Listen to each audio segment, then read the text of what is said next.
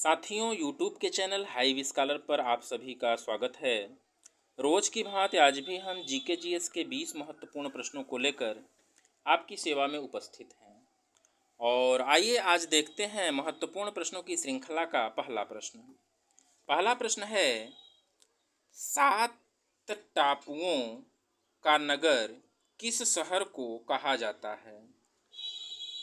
ए विकल्प दिया हुआ है मुंबई, बी दिया हुआ है पंजाब, सी दिया हुआ है अहमदाबाद और डी दिया हुआ है जयपुर।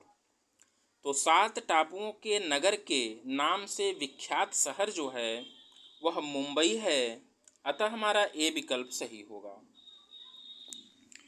तो आइए बढ़ते हैं आगे दूसरे प्रश्न की तरफ। और दूसरा प्रश्न है, सुंदरबन बाघ अभयारण्य कहाँ स्थित है? सुंदरबन बाघ अभयारण्य कहाँ स्थित है? ए विकल्प दिया हुआ है उत्तराखंड, बी दिया हुआ है पश्चिम बंगाल, सी दिया हुआ है तमिलनाडु और डी दिया हुआ है केरल। तो सुंदरबन अभयारण्य की अगर हम बात करेंगे तो वह पश्चिम बंगाल में स्थित है, अतः हमारा बी विकल्प सही होगा। आगे हम लोग बढ़ते हैं तीसरे प्रश्न की तरफ। तीसरा प्रश्न है, भारत का स्विट्जरलैंड किसे कहा जाता है? भारत का स्विट्जरलैंड पूछा जा रहा है। ए विकल्प है जमशेदपुर, बी है कोलकाता, सी है कश्मीर और डी है मुंबई। तो भारत का स्विट्जरलैंड कश्मीर को कहा जाता है, अतः हमारा सी विकल्प सही होगा। आगे बढ़ते हैं हम लोग चौथे प्रश्न की तरफ। और चौथा प्रश्न है, गारो, खासी, जयंतिया, मिकिर आदि जनजातियां कहाँ पाई जाती हैं? प्रश्न इम्पॉर्टेंट है और आपके वनडे एग्जाम्स में पूछा जाता है। गारो गारो जनजाति कहाँ पाई जाती है? खासी जनजाति कहाँ पाई जाती है? तो देखिए, ए विकल्प दिया हुआ है मणिपुर, बी है महाराष्ट्र, सी है मेघालय और डी है नागालैंड। तो चौथे प्रश्न के सही उत्तर की अगर हम बात करेंगे तो मेघालय में पाई जाती हैं, अतः हमारा सी विकल्प सही होगा। आगे हम लोग बढ़ते हैं पांचवें प्रश्न की तरफ। और पांचवा प्रश्न है, पश्चिम बंगाल की राजधानी कहाँ है? ए विकल्प दिया हुआ है अमरावती, बी दिया हुआ है चंडीगढ़, सी दिया हुआ है ईटानगर और डी दिया हुआ है कोलकाता। तो पश्चिम बंगाल की राजधानी की बात पूछी जा रही है। पश्चिम बंगाल की राजधानी कोलकाता है, अतः हमारा डी विकल्प सही होगा। आगे हम लोग बढ़ते हैं छठे प्रश्न की तरफ। आगरा किस नदी के किनारे बसा है? ए विकल्प दिया हुआ है सतलज, बी दिया हुआ है यमुना, सी दिया हुआ है गंगा और डी दिया हुआ है मूसी। तो आगरा जो है यमुना नदी के किनारे बसा हुआ है, अतः हमारा बी विकल्प सही होगा। आगे हम लोग बढ़ते हैं सातवें प्रश्न की तरफ। और सातवां प्रश्न स्क्रीन पर आ चुका है। बहुत ही महत्वपूर्ण प्रश्न है। देखते हैं, चौधरी चरण सिंह अंतर्राष्ट्रीय हवाई अड्डा कहाँ स्थित है? ए विकल्प दिया हुआ है गुवाहाटी में, बी दिया हुआ है चेन्नई में, सी दिया हुआ है लखनऊ में और डी दिया हुआ है श्रीनगर में। तो चौधरी चरण सिंह अंतर्राष्ट्रीय हवाई अड्डा लखनऊ शहर में स्थित है, अतः हमारा सी विकल्प सही होगा। आइए हम लोग बढ़ते हैं आठवें प्रश्न की तरफ। आठवां प्रश्न है, केंद्रीय अंतर्देशीय जलमार्ग प्राधिकरण का मुख्यालय कहाँ है? ए विकल्प दिया हुआ है कोलकाता, बी दिया हुआ है मुंबई, सी दिया हुआ है गुजरात और डी दिया हुआ है उड़ीसा। केंद्रीय अंतर्राष्ट्रीय जलमार्ग प्राधिकरण का मुख्यालय पूछा जा रहा है, जो कि कोलकाता में स्थित है। अतः हमारा ए विकल्प सही होगा। आगे बढ़ते हैं हम लोग आज के सेशन के 9वें प्रश्न की तरफ, और 9वां प्रश्न हमारे स्क्रीन पर आ चुका है। राम गंगा परियोजना द्वारा लाभान्वित राज्य है। ए विकल्प दिया हुआ है मध्य प्रदेश, बी दिया हुआ है उत्तर प्रदेश, सी दिया हुआ है महाराष्ट्र और डी दिया हुआ है कर्नाटक। तो राम गंगा परियोजना द्वारा लाभान्वित राज्य उत्तर प्रदेश है, अतः हमारा बी विकल्प सही होगा। आगे बढ़ते हैं 10वें प्रश्न की तरफ, और 10वां प्रश्न हमारे स्क्रीन पर आ चुका है। राष्ट्रीय राजमार्ग NH-19 कहाँ से कहाँ तक होकर जाता है? राष्ट्रीय राजमार्ग नेशनल हाईवे 19 की बात पूछी जा रही है। ए विकल्प है दिल्ली से चेन्नई, बी है दिल्ली से कोलकाता, सी है श्रीनगर से कन्याकुमारी और डी है पनवेल से कन्याकुमारी। तो 10वें प्रश्न के सही उत्तर की बात अगर हम कहेंगे तो हमारा बी विकल्प सही होगा, दिल्ली से कोलकाता। आगे हम लोग बढ़ते हैं 11वें प्रश्न की तरफ। डीजल इंजन से चलने वाले इंजनों का निर्माण कहाँ पर होता है?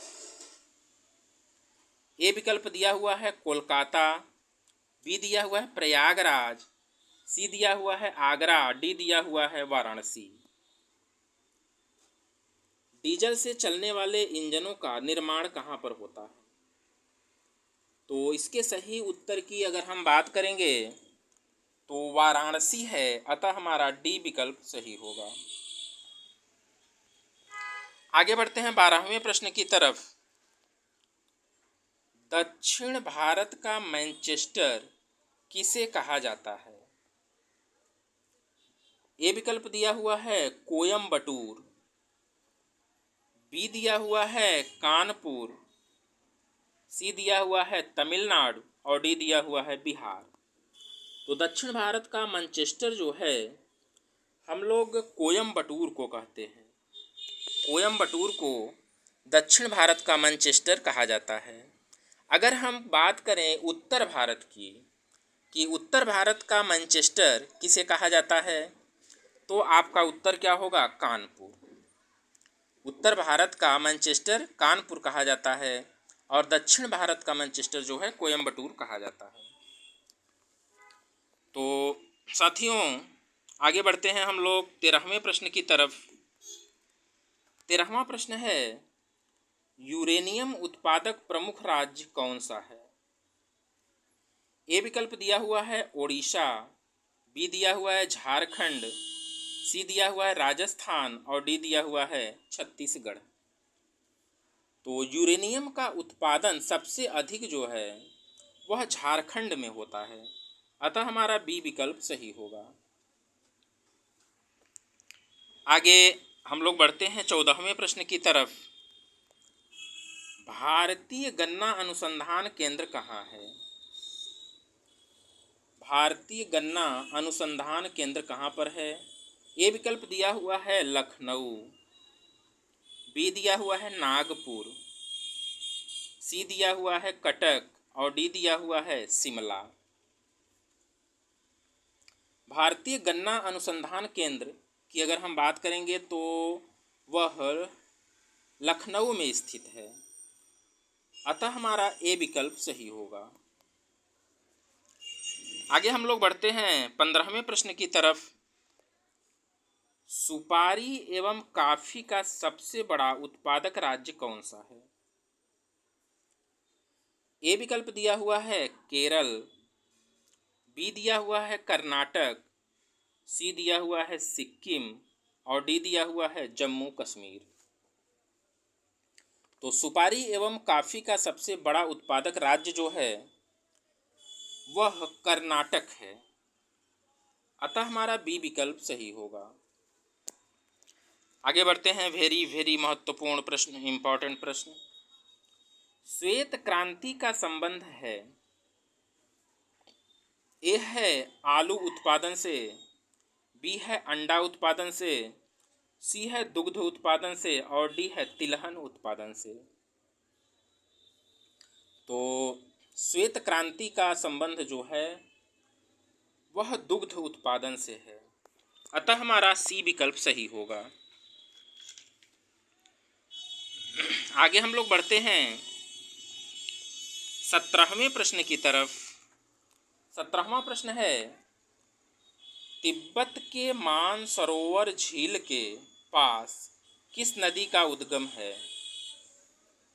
तिब्बत के मानसरोवर झील के पास किस नदी का उद्गम है? ए विकल्प दिया हुआ है रावी, बी है चिनाब, सी है ब्यास और डी है सिंधु। तो मानसरोवर झील के पास सिंधु नदी का उद्गम स्थान है, अतः हमारा डी विकल्प सही होगा। आगे हम लोग बढ़ते हैं 18वें प्रश्न की तरफ। स्वराज पार्टी की स्थापना कब हुई थी? ए विकल्प दिया हुआ है 1932, बी दिया हुआ है 1930, सी दिया हुआ है 1931 और डी दिया हुआ है 1923। तो स्वराज पार्टी के स्थापना की अगर हम बात करेंगे तो 1923 ईस्वी का वह सन है, अतः हमारा डी विकल्प सही होगा। आगे हम लोग बढ़ते हैं आज के सेशन के सेकेंड लास्ट क्वेश्चन की तरफ। अकबर के दरबार का प्रमुख संगीतकार कौन था? ए है तानसेन, बी है मीर सैयद अली, सी है दसवंत और डी है बसावन। तो अकबर के दरबार का प्रमुख संगीतकार जो था वह तानसेन था, अतः हमारा ए विकल्प सही होगा। आगे बढ़ते हैं हम लोग आज के सेशन के अंतिम प्रश्न की तरफ, और अंतिम प्रश्न है, गोलकुंडा में कौन सा वंश स्थापित हुआ? गोलकुंडा में कौन सा वंश स्थापित हुआ है? ए है बरीद वंश, बी है कुतुब शाही वंश, सी है निजाम वंश और डी है इमाद शाही वंश। तो गोलकुंडा में कुतुब शाही वंश है स्थापित हुआ, अतः हमारा बी विकल्प सही होगा। तो साथियों, कैसे लगे प्रश्न आपको हमें कमेंट के माध्यम से बताइएगा, और चैनल पर अगर आप नए हैं या चैनल को अभी तक आपने सब्सक्राइब नहीं किया है तो निश्चित रूप से हमारे चैनल को सब्सक्राइब करिएगा। आपके लिए यह क्लासेस निःशुल्क मिल रही हैं, इसका कोई चार्ज नहीं है। तो आपसे रिक्वेस्ट है कि चैनल को निश्चित रूप से सब्सक्राइब करिएगा। धन्यवाद।